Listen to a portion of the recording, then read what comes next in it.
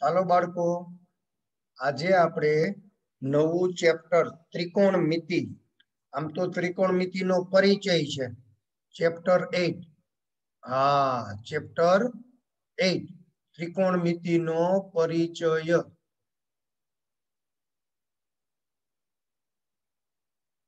ત્રિકોણમિતિ નો પરિચય. ભાઈ, નામ ઉપરથી જ આપને ખ્યાલ આવી ગયો કે ભાઈ ત્રિકોણમિતિનો પરિચય લેવો છે, એટલે આપણે ત્રિકોણમિતિ વિશે ખ્યાલ મેળવવો પડે. એના વિશે ખ્યાલ મેળવવો પડે દીકરાઓ, ત્રિકોણમિતિ વિશે ખ્યાલ મેળવવો પડે. સમજાય છે તમને? કે હા સર, અમને ક્લિયરલી સમજાય છે. મેં કીધું વેરી ગુડ. બાળકો, હવે ત્રિકોણમિતિ શબ્દ શું કહે છે? તો હકીકતમાં ત્રિકોણ તમે ઓળખો છો, મિતિ, મિતિ એટલે માપન, મિતિ એટલે માપન. રેડી? ત્રિકોણનું માપન. તો ત્રિકોણનું માપન એટલે શું? તો કે ત્રિકોણના અંગો. ત્રિકોણના અંગોનું માપન કરવાનું છે બાળકો. તો ત્રિકોણને અંગ કેટલા હોય? આપણે જાણીએ છીએ બાળકો, ત્રિકોણને કુલ 6 અંગો છે. કેટલા અંગો છે દીકરાઓ? 6 અંગો છે. ત્રિકોણમિતિ શબ્દ ઘણા બાળકોને થોડોક ડિસ્ટર્બ કરે છે. વાસ્તવમાં ત્રિકોણમિતિ એ ગણિતની એક શાખા છે અને ભણવામાં એટલે કે અભ્યાસ કરવામાં બહુ મજા આવે એવું પોઈન્ટ છે. મજા જ આવશે. આખે આખી શાખા ત્રિકોણમિતિનો અભ્યાસ કરવાની ખરેખર મજા જ આવશે. પરંતુ પહેલેથી આપણા મગજમાં માઇનસ ઘૂસી ગયું હોય. કેવું ઘૂસી ગયું હોય? માઇનસ, કે ભાઈ અમને ત્રિકોણમિતિ અઘરું લાગે, ત્રિકોણમિતિ નથી ફાવતું, વગેરે વગેરે. એમાં કઈ એવું હોતું નથી બાળકો. ક્લિયર દીકરાઓ? ચાલો, તો ત્રિકોણમિતિનો પરિચય મેળવતા પહેલા ત્રિકોણ એટલે શું? તો કે ભાઈ ત્રિકોણ એટલે સમતલીય આકૃતિ છે, 3 ખૂણા છે, 3 બાજુ છે.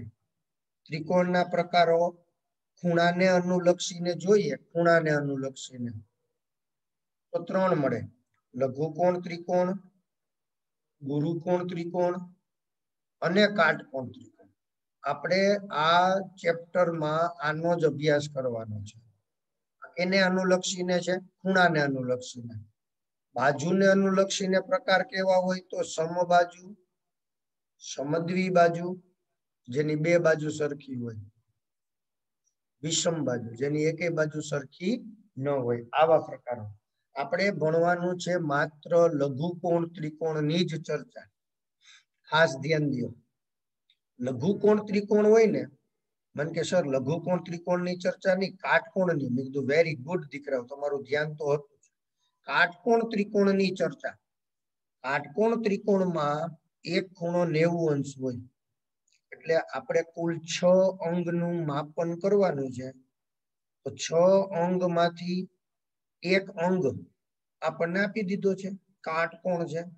તો બાકીના 5 અંગની ચિંતા એટલે કે ચર્ચા કરવાની છે. હવે સમજીએ દીકરાઓ.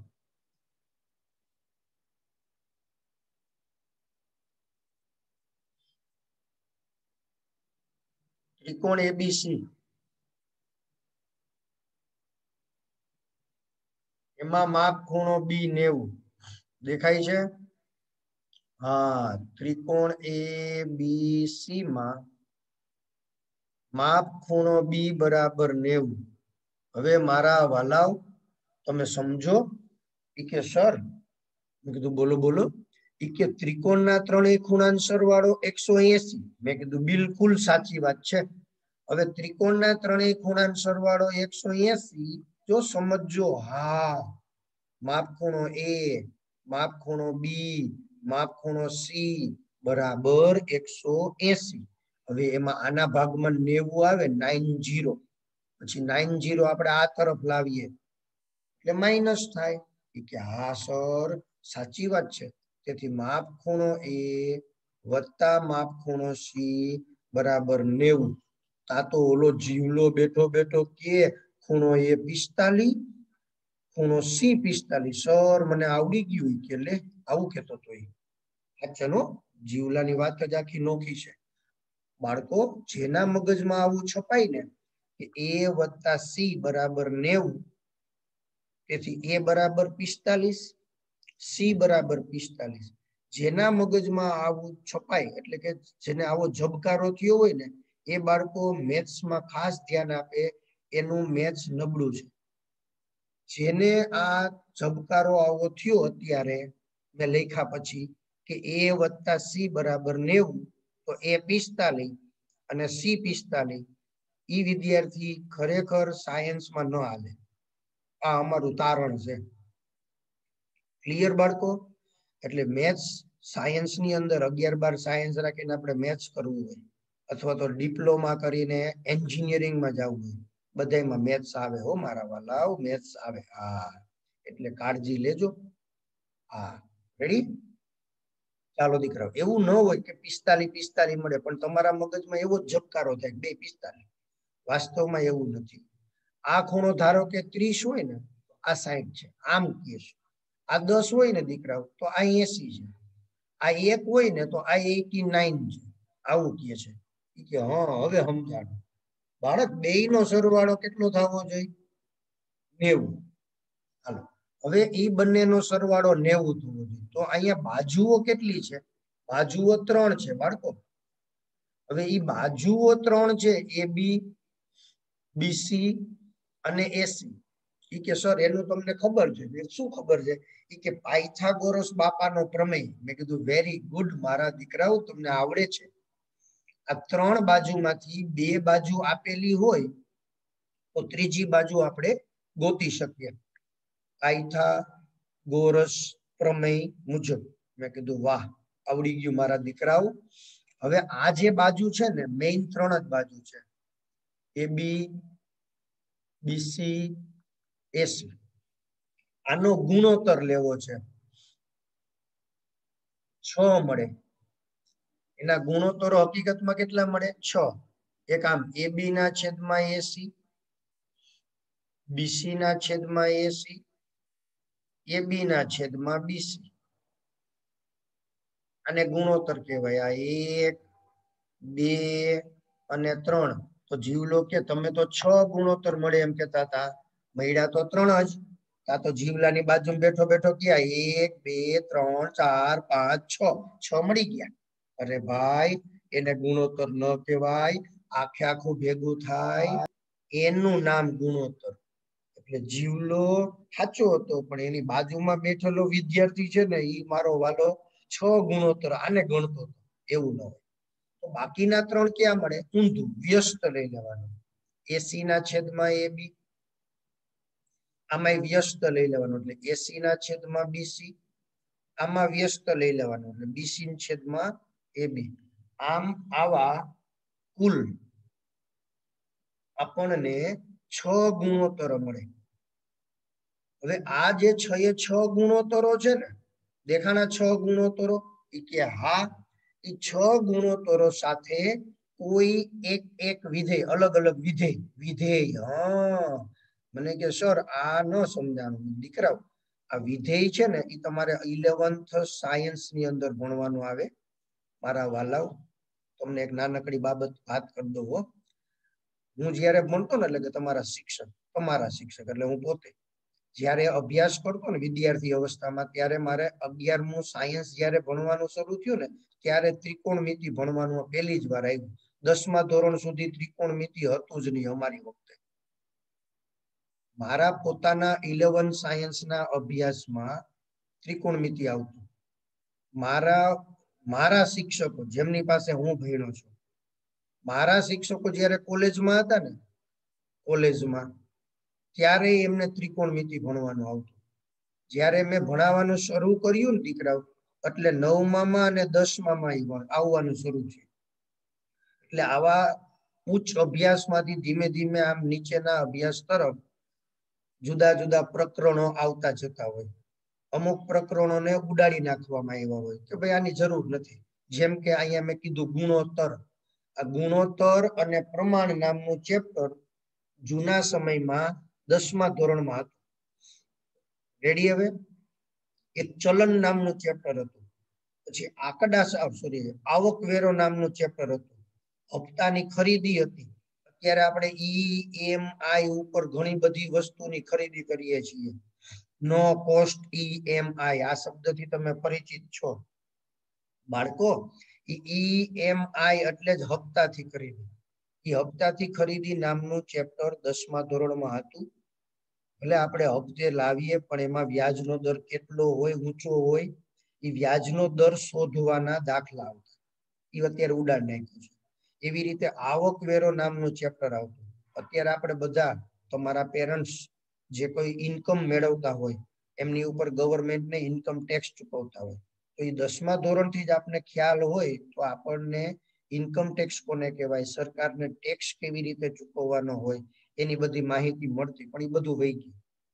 હવે એ કઈ જતું રહ્યું છે, એનો કોઈ હરકશોપ ન હોય. જે નવું ભણવાનું છે એમાં ધ્યાન દો. એટલે વળી પાછા આવ્યા ત્રિકોણમિતિ છે ને દીકરાઓ.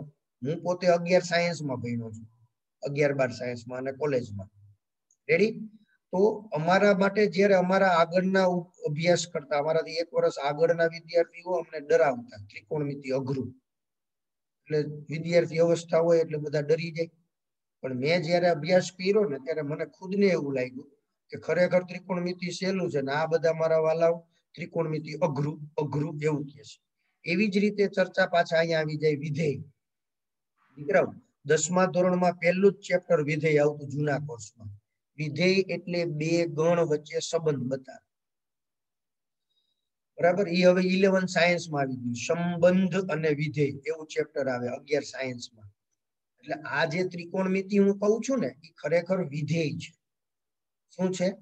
ત્રિકોણમિતિ છે એ વિધેય છે. પણ હવે વિધેયની જ આપણને ખબર ન હોય, પછી મારા જેવા શિક્ષક દ્વારા બોલાઈ જાય કે વિધેય, તો તમારા મગજમાં ઝબકારો થાય એટલે આવું તો અમે કઈ ભણ્યા નથી. પણ મારા વાલાઓ, તમે આગળ જતા આ બધું ભણશો. એટલે હું કે વિધેય શબ્દ બોલું તો તમારે બહુ ચિંતા ના કરવી. વિધેય શું છે? બે ગણ વચ્ચે સંબંધ બતાવે. બરાબર? કેવો સંબંધ છે, સંબંધ કોને કહેવાય, એ બધું આપણે નવા વર્ષમાં એટલે કે 11માં ભણશું. અત્યારે ખાલી વિધેય શબ્દ તમે માત્ર યાદ રાખો.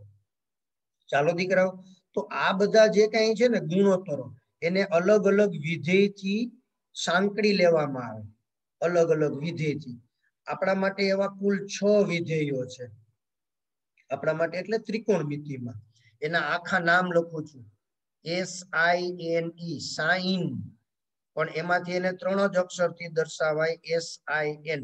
આવી રીતે ટૂંકા શબ્દોથી. પછી કોસાઇન આવે, COSIN. એમાંય 3 અક્ષર લીધા, COS. Tangent, TANGENT. આ બધા નામ છે દીકરાઓ. એમાંથી 3 અક્ષર લીધા, ટેન. પછી કોટેન્જન, એમાંથી 3 અક્ષર લીધા, COT. પછી સેકન્ડ, SECANT. એમાંથી 3 અક્ષર લીધા, SEC, સેક. જો ભાઈ આને વચાય સાઈન, સાઈન. સીન નથી વચાતું, દેખાય છે સ્પેલિંગ તમે જે ભણ્યા છો, પ્રાઇમરીમાં શીખીને આવ્યા છો. SIN, સીન એટલે પાપ. પાપ એ અહીંયા નથી ભાઈ, એવો અર્થ નથી મારા વાલાઓ. SIN ગણિતમાં દેખાય તો તમે પાપ ન સમજતા, ઇંગ્લિશમાં દેખાય તો પાપ સમજજો. પણ અહીંયા કે પાપ સમજતા નહીં મારા વાલાઓ. એને વંચાય સાઈન. પછી કોષ, અને વચાય કોષ. અને વચાય ટેન. ટાન નથી વચાતું. તમે આને ટાન વાંચો, ટાન. ટાન નહીં મારા વાલાઓ, ટેન, ટેન. કે રેડી? અને વંચાય કોટ, શેક. રેડી? કે હા, હવે અમને બધી ખબર પડી ગઈ સાહેબ કેવી રીતે વાંચવું, હું વાંચવું. Very good. હવે ડખો ક્યાં થયો દીકરાઓ ખબર? કે હા સર, હવે ડખો એ કે અહીંયા થયો છે. 5મું નામ છે ને ઈ કો સેકન્ડ, સોરી 6થું નામ કો સેકન્ડ છે. કો સેકન્ડ. વળી એમાંથી 3 અક્ષરથી પસંદ કરીએ, COS. તો અહીંયા અને અહીંયા ડખો થઈ ગયો. જોયું? 3 અક્ષર લઈએ તો શું થાય કે સાહેબ આ તો બધું હરખું થાય. હવે આ તો ક્યાં કોષ લખ્યું છે ને આ ક્યાં આની વાત ચર્ચા છે ને ક્યાં કોષેક ની ચર્ચા છે એ તો ખબર ન પડે. એટલે ગણિતે એક રસ્તો કાઢ્યો. આમ કઈ સામાજિક વિજ્ઞાન તો નથી કે બાવાજીરાવ પેશવા પહેલો ને બાવાજીરાવ પેશવા બીજો, અલાઉદ્દીન ખિલજી પહેલો ને અલાઉદ્દીન ખિલજી બીજો. એમાં આવું કઈ તો થાય નહીં. કોષ પહેલો ને કોષ બીજો. આ તો ઓલો જીવલો કે સાહેબ એકને કેપિટલ અક્ષરથી લખાય ને બીજાને સ્મોલ અક્ષરથી. મેં કીધું ભલા માણસ, આ પહેલો અક્ષર સી છે ને એ પેલી બીજી એબીસીડી બે માં સરખો જ થાય. ઓ પણ હરખો થાય, એસ પણ હરખો થાય. હવે તો આવા મોટું નાનું ક્યાં કરવા જવું? કે હા સાહેબ આ તો ડખો થઈ ગયો. નકર તો એ કે આપણે કેપિટલ એ સ્મોલ એ કરી નાખીએ એટલે હાલે. આમાં એવું થતું નથી. એટલે ગણિતે સરસ મજાનો રસ્તો કાઢ્યો છે દીકરાઓ. સરસ મજાનો રસ્તો. કેવો રસ્તો કાઢ્યો ગણિતે? તો કે ભાઈ આ કોશેક છે એને 5 અક્ષરથી દર્શાવો. આને કહેવાય શેક, આને કહેવાય કોશેક. એ 5 અક્ષરથી માત્ર એક જ નામ દર્શાવવામાં આવે છે. બાકી બધા 3 અક્ષરથી. સાઈન, કોસ, ટેન, કોટ, શેક, કોશેક. ઘણા વિદ્યાર્થીઓને હજી આ નામ થોડાક આજનો દિવસ પૂરતા હેરાન કરશે. કારણ કે આપણા મગજમાં સીધે સીધો આવો ઝબકારો ન થાય. પહેલી વાર ભણતા હોય ને તો સાઈન વાંચવાને બદલે ધરાર સીન વચાઈ જાય. મારા વાલાઓ, આજનો દી થોડી પ્રેક્ટિસ કરી લેજો. સાઈન, કોસ, ટેન, કોટ, શેક, કોશેક. કે સર હવે અમને આવડી ગયું, ફાઇનલ આવડી ગયું સર. તો ચાલો દીકરાઓ, આ જે 3 છે ને એ મેઇન છે. આ 3 વિધેયો મેઇન છે. અને આ જે નીચેના 3 છે ને એ આના વ્યસ્ત છે. વ્યસ્ત એટલે આ જે 3 વિધેયો હતા ને એને આપણે આની સાથે કનેક્ટેડ રાખી શકાય. અને આ જે વ્યસ્ત છે ને એ આની સાથે કનેક્ટેડ છે એવું આપણે વિચારી શકીએ. સમજાય છે? હા, જો આટલું ધ્યાન દેજો. સાઈન, કોસ, ટેન એ મુખ્ય. કોટ, શેક અને કોશેક એ એના વ્યસ્ત વિધેયો છે. એટલે આપને ખ્યાલ આવી ગયો કે આ જે બાજુઓના ગુણોત્તરો હતા એ બાજુઓના ગુણોત્તરો એને આપણે સાઈન, કોસ, ટેન આની સાથે આ જે કઈ ગુણોત્તરો છે એને આની સાથે સાંકળી શકીએ. આ ગુણોત્તરો છે એને આની સાથે સાંકળી શકીએ. ક્લિયર દીકરાઓ? કે હા સર. ચાલો હવે આપણે એમની વચ્ચેનો સંબંધ નક્કી કરવો છે. એમની વચ્ચેનો સંબંધ નક્કી કરવો છે. હવે અહીંયા ધ્યાન દઈએ, ફરીથી ચર્ચા કરીએ. આ ખૂણો 90 નો છે. કે હા સર. તો બાકીના 2 ખૂણા ઓલો જીવલો કે 45 જો ભલા માણસ ના પાડી હતી દીકરાઓ. એને 45 ન કહેવાય. એનું મૂલ્ય અલગ અલગ હોઈ શકે. હવે આવો મારા વાલા, આવો દીકરાઓ આવો. શું કરીએ છીએ ખબર તમને? હવે આ જે સાઈન, કોસ, ટેન, કોટ, શેક અને કોશેક. મને કે સર તમે તો જો કેવું ઝડપથી બોલી ગયા. મેં કીધું મારા વાલા આટલી જ ઝડપથી તમે પણ બોલી શકશો. સાઈન, કોસ, ટેન, કોટ, શેક અને કોશેક. કે હા બોલાઈ ગયું. આજે નો પ્રેક્ટિસ કરશો ને એટલે તમને આ બધું આવડી જશે. આ એના આખા નામ પણ મેં લખ્યા છે. ચાલો આનો સ્ક્રીનશોટ લઈ લો દીકરા. હવે આપણે નિરાતે સમજવા જઈ રહ્યા છીએ. લઈ લીધો સ્ક્રીનશોટ દીકરાઓ? ચાલો.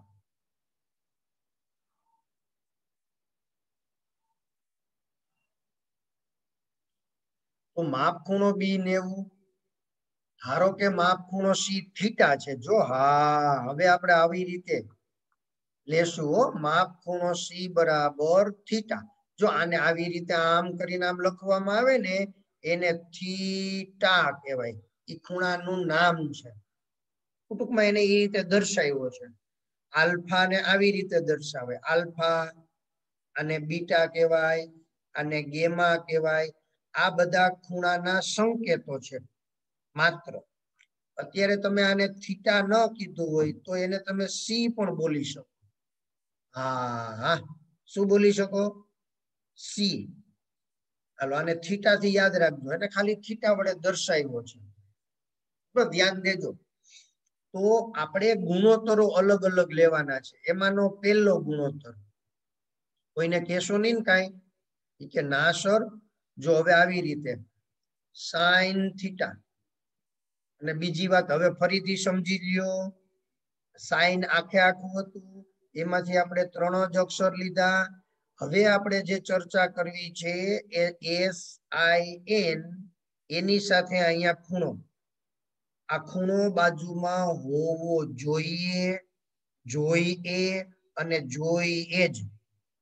ત્યાં તમે આમ પણ હોઈ શકે, sine alpha, sine beta, sine gamma, અથવા સાઈન એ, સાઈન સી, આવું હોઈ શકે. આવું જ હોય તો જ એનો કોઈક અર્થ નીકળે, નહીતર એનો અર્થ નીકળે નહીં. રોગે રોગો આવી રીતે હોય, એનો કોઈ જ પ્રકારનો અર્થ નીકળતો નથી.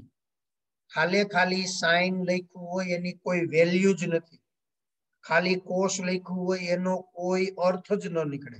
બાજુમાં ખૂણો હોવો જોઈએ, જોઈએ અને જોઈએ જ. આટલું બોલ્યો એ સમજાણું તમને ભાઈ? ખાલી સાઈન લખે ને એનો કોઈ અર્થ નહીં, ના સમજાણું ભાઈ? બાજુમાં કઈક હોવું જોઈએ. અને બીજી એક બાબત, તમે આવું બહુ ધ્યાન દેજો ભાઈ, સાઈન બાજુમાં એ હોવું જોઈએ. તા તો અમારો જીવલો શું વિચારે ખબર? કે સાઈન અને એ એમ ગુણાકાર છે. પ્રભુ, એવો ગુણાકાર નથી. સાઈન એ, એનો મીનિંગ સાઈન અને એ નો ગુણાકાર નથી, નથી, નથી જ. હા, હવે જે વિદ્યાર્થી આજનો લેક્ચર મિસ કર્યો હશે એ વિદ્યાર્થીને આ ક્યાંથી સમજાય પાયો? એ તો મારો દીકરો ગમે ત્યાં હું સમજ. સાઈન એ એટલે સાઈન ગુણ્યા એ. હવે આને કેમ સમજાવું? એટલે જ કહીએ કે લેક્ચર મિસ ન કરો મારા વાલાવ. ચાલો, સાઈન થીટા મગજમાં આવે છે, જો બોલાય છે એ પણ તમને સમજાઈ ગયું, મગજમાં છપાઈ ગયું.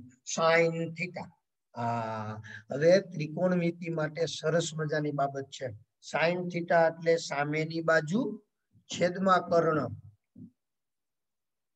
સામેની બાજુ છેદમાં કર્ણ. હા, જો સાઈન થીટા એટલે સામેની બાજુ છેદમાં કર્ણ, કોસ થીટા એટલે પાસેની બાજુ છેદમાં કર્ણ.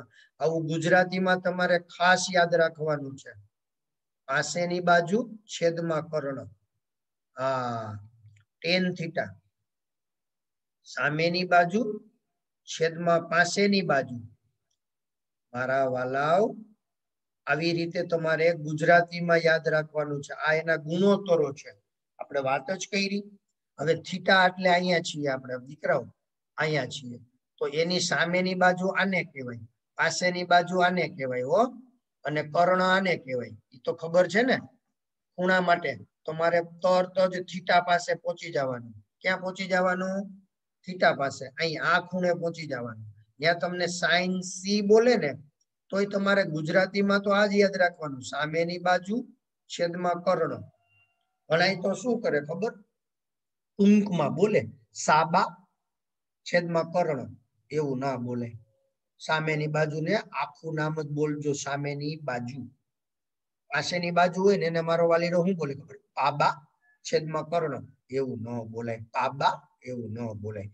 પાસેની બાજુ છેદમાં કર્ણ. ક્લિયર દીકરાઓ? સમજાય છે? આવી જાવ, આવી જાવ. તો હવે સામેની બાજુ કઈ છે એ નક્કી કરો. એની સામેની બાજુ થીટાની સામેની બાજુ. થીટા એટલે અહીંયા, એની સામેની બાજુ એટલે કઈ? તો કે એ બી. હા, કર્ણ કોણ? એસી. જો આ સાહેબ તમે કહેતા હતા એવું જ થયું. મેં કીધું તો પછી જોયું. હા, એ કે સર હાલો હાલો અહીંયા આવો. કોષ એટલે પાસેની બાજુ છેદમાં કર્ણ, પાસેની બાજુ છેદમાં કર્ણ. આના માટે હો, આના માટે પાસેની બાજુ કઈ થાય? તો કે બીસી. કઈ થાય? બીસી. લખો કર્ણ. કર્ણ એટલે એસી. જો આ રહ્યું બીસી છેદમાં એસી એટલે આવી ગયું કે હા. સર તમે કહેતા હતા એવું જ થયું. મેં તો પછી હાલો tan એટલે સામેની બાજુ છેદમાં પાસેની બાજુ. હાલો આના માટે સામેની બાજુ આ કહેવાય, પાસેની બાજુ આને કહેવાય. એટલે એ તો આવડે ને. તમારે સી બિંદુએ ઊભું રહી જવાનું સાવધાનની સ્થિતિમાં. પછી કહેવાનું સામે દેખાઈશ કોણ? મને કે સાહેબ તમે દેખાવ. અરે ભલા માણસ તમે ઘરે છો, હું અહીંયા લેક્ચર લઈ રહ્યો છું, હું ક્યાંથી દેખાતો હોઉં તમને? કે પણ લેક્ચર ક્લાસરૂમ હોય, લાઈવ ક્લાસરૂમ મેં કીધું કે એમાં તો તમે જ સામે ઉભા હો ને. મેં કીધું એ વાત સાચી, પણ હવે એને કેમ સમજાવવું કે આપણે ભાઈ ત્રિકોણમાં ખૂણા સી ની સામેની બાજુની ચર્ચા કરી રહ્યા છે. ચાલો સી ની સામેની બાજુ AB, પાસેની બાજુ BC, આ ત્રણ મળ્યા આપણને. હવે બાકીના ત્રણ છે એ એના વ્યસ્ત છે. બાકીના ત્રણ છે એ કેવા છે? એના વ્યસ્ત. તમે મૂંઝાતા નહીં હો ભાઈ. ભલે આપણે અહીંયા લીટો કર્યો લાલ બોલપેન થી, એટલે એવું ના વિચારતા કે હવે એનું બધું ડેન્જર ચાલુ છે. મારા વાલાવ, હવે વ્યસ્ત તો કેવી રીતે ખબર? આનો વ્યસ્ત કોટ, tan નો વ્યસ્ત કોટ છે. tan નો વ્યસ્ત શું છે? કોટ. કોટ થીટા. કોટ થીટા એટલે આનું વ્યસ્ત. વ્યસ્ત એટલે ગળગોથિયું ખવડાવવાનું. મને કે ગળગોથિયું મળે ક્યાં? મેં દી માત્ર અમારા કાઠિયાવાડમાં ઉપલેટામાં મળે ભાઈ. ગળગોથિયું ખવડાવવું એટલે ખબર પડી ગઈ. તા તો જીવલો સીધો પ્રોવિઝન સ્ટોરે ઉપડ્યો હો. એ કે 1 કિલો ગળગોથિયું આપજો.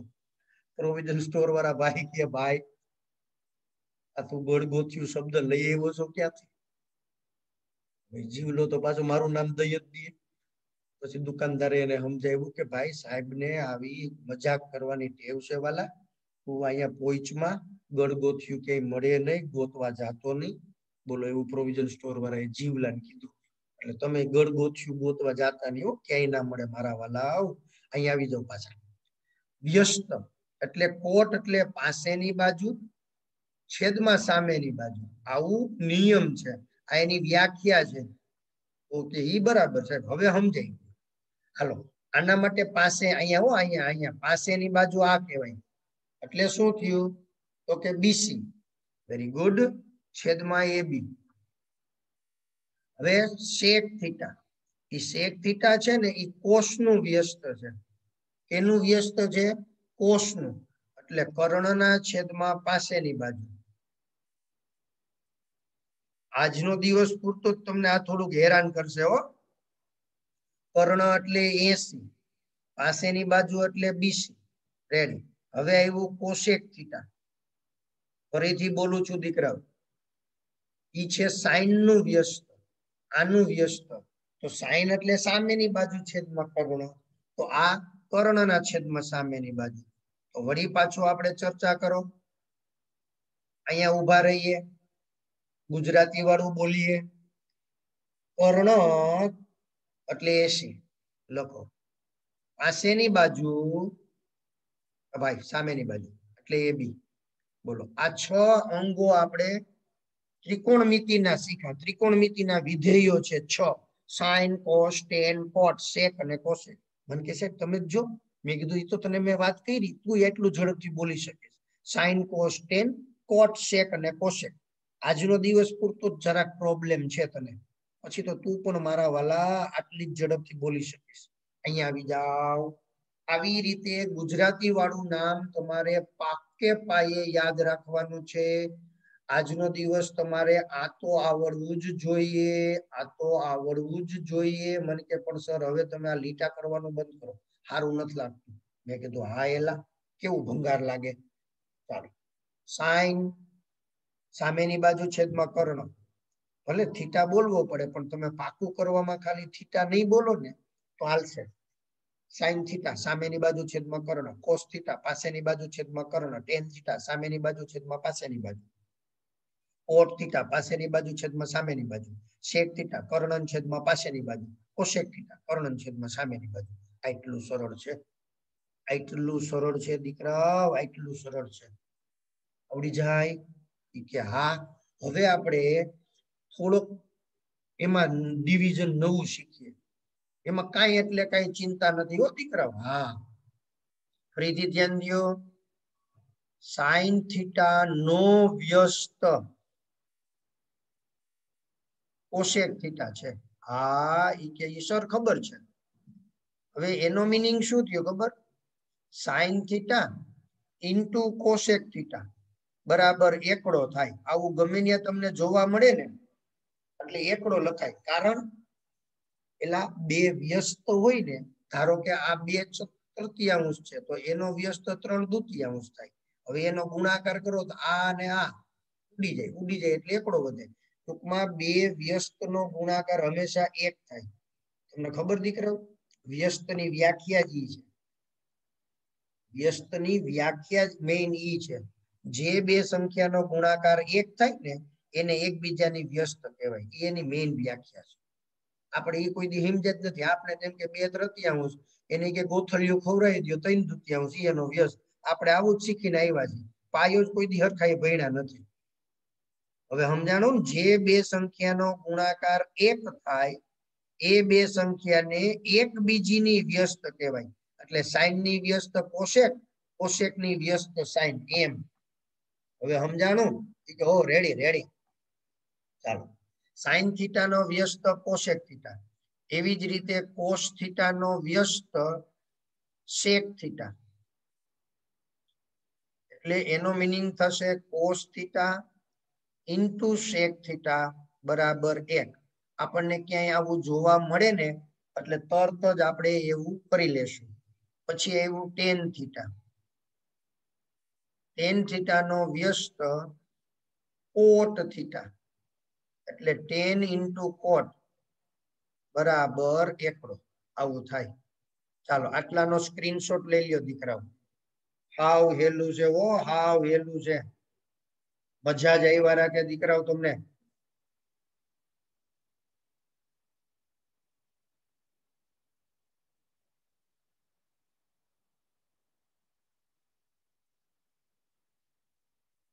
ચાલો હવે બીજી એક અગત્યની બાબત નોંધી લ્યો ખાસ.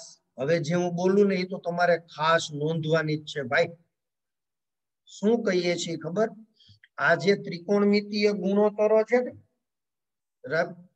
કે દરેક ત્રિકોણમિતીય ગુણોત્તરો, જો ખાસ ધ્યાન દેજો, ત્રિકોણમિતીય ગુણોત્તરો એ માત્ર એક વાસ્તવિક સંખ્યા છે. માત્ર એક વાસ્તવિક સંખ્યા છે. અહીંયા ધારો કે આની કિંમત 3 હોય, આની કિંમત 4 હોય, આની કિંમત 5 હોય, તો આ જવાબ મળ્યો 3/5. તો આ માત્ર સંખ્યા છે, વાસ્તવિક સંખ્યા છે.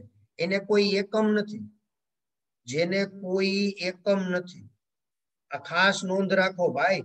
તમને એમ કે દરેકની પાછળ મીટર ને સેન્ટીમીટર ને કિલોમીટર ને, તા તો જીવલો કે કિલોગ્રામ ને, તા તો જીવલાની બાજુમાં બેઠો તો એ કે મણ. હવે આને કોણ સમજાવે? પછી કે સર હું ખેડૂતનો દીકરો છું ને એટલે અમે ગમે વેચાણ કરીએ ને એના મણના ભાવ હોય. મેં કીધું વાહ. હવે તને ખબર મણ એટલે શું થાય? એ કે 20 કિલો ને મણ કહેવાય. કીધું વેરી ગુડ. ચાલો દીકરાઓ, આપણે અહીંયા ત્રિકોણમિતીય ગુણોત્તરો છે એ માત્ર એક વાસ્તવિક સંખ્યા છે. એને કોઈ એકમ નથી. ખાસ ધ્યાન દેજો, એને કોઈ પણ પ્રકારના એકમો નથી. અને હવે આપણે આ આવડવા માટે શું આવડવું જોઈએ દીકરાઓ? તો કે પાયથાગોરસનો પ્રમેય આવડવો જોઈએ. કારણ કે કાટકોણ ત્રિકોણ હોય તો એમાં પાયથાગોરસના પ્રમેયનો વારંવાર ઉપયોગ થતો હોય. બરાબર? પછી પાયથાગોરસની જોડ આપણને આવડવી જોઈએ. પાયથાગોરસની જોડ આવડવી જોઈએ. ક્લિયર દીકરાઓ? ચાલો આટલો તમે સ્ક્રીનશોટ લઈ લો. એકદમ પરફેક્ટ. હજી આપણે આની અંદર ઘણું ભણવાનું છે. આ તો માત્ર પાયો ભણ્યા છે. હજી પાયામાં પણ થોડું જ્ઞાન અધૂરું છે. એટલે નેક્સ્ટ લેક્ચરમાં તમને સમજાવવામાં આવશે. રેડી? ચાલો આનો સ્ક્રીનશોટ લઈ લીધો દીકરાઓ? Very good my dear son.